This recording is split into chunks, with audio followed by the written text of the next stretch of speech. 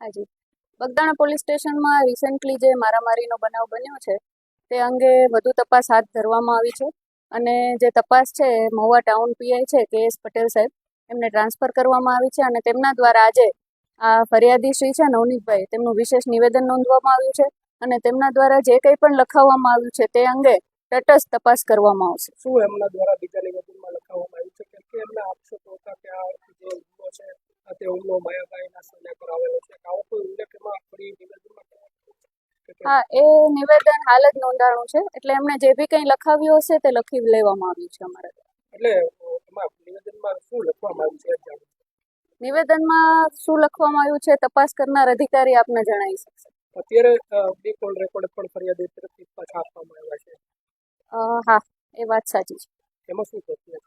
એ વસ્તુ હવે તપાસ કર્યા બાદ જ ખ્યાલ આવશે.